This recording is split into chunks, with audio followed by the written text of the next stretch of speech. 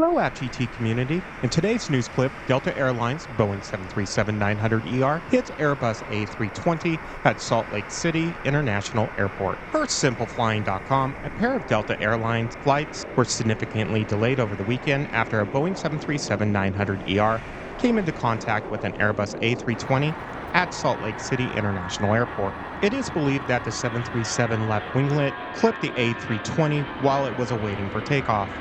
Both flights were scheduled to depart from Salt Lake City in the evening, but the incident delayed them overnight as Delta worked to deploy replacement aircraft. The flights did not reach their destinations until more than 11 hours after their original scheduled arrival time.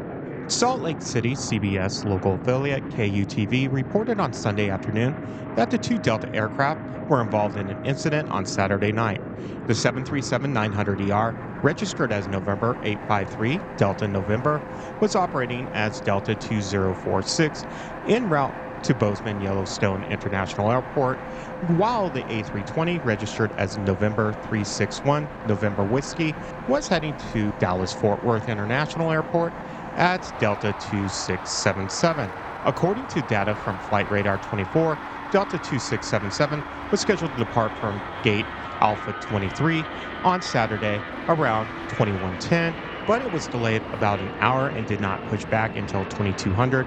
Delta 2046 had a scheduled departure time of 2215 from Gate Alpha 9 and left early around 2205. The two aircraft taxied to runway 16 left for a southbound departure. Once they arrived, they waited in line for takeoff. November 361 November Whiskey was in front of November 853 Delta November, but both planes were behind November 145 Delta Quebec and A220-100 heading to John Wayne Airport as Delta 1304. According to air traffic control audio obtained by SLC scanner, Delta 1304 was holding short at the runway as the wind conditions were unfavorable for takeoff. However, the pilots in command of Delta 2046 notified Salt Lake City Tower that the wind did not seem to be an issue for them. They said they could access runway 16 left via taxiway Hotel 12. A controller responded, "That's fine," but double-checked with the pilots to confirm that they had access to the runway. Delta 2677 was still behind Delta 1304, but it was situated just past taxiway Hotel 12. "We can get in there, Delta 2046, the pilot said. Salt Lake City Tower then cleared Delta 2046 for departure on runway 16 left and instructed the pilot to turn right once airborne. As they proceeded to the runway, November 853 Delta November left winglet came in contact with the back of November 361 November Whiskey, which prompted the pilots of Delta 2677 to signal ATC. And Delta taking Hotel 12, I think you might have just bumped into Delta 2677. The Delta 2046 pilots then explained, "Affirmative, I think I did. Yep. I could see it on the shark fin." Salt Lake City Tower then interceded and asked Delta 2677 to pull forward a few feet, but the pilots were unsure if they had enough clearance from Delta 2046. 2046, do we have clearance with you guys? They asked. The pilots of Delta 2046 responded, I can't see other than it looks like my shark fin might have hit your tail there." Delta 1304, which had been waiting in front of both aircraft, witnessed the incident unfold.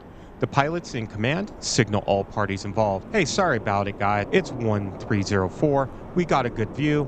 Yeah, that's what happened." Both November 853 Delta November and November 361 November Whiskey had to return to the terminal and the passengers disembarked.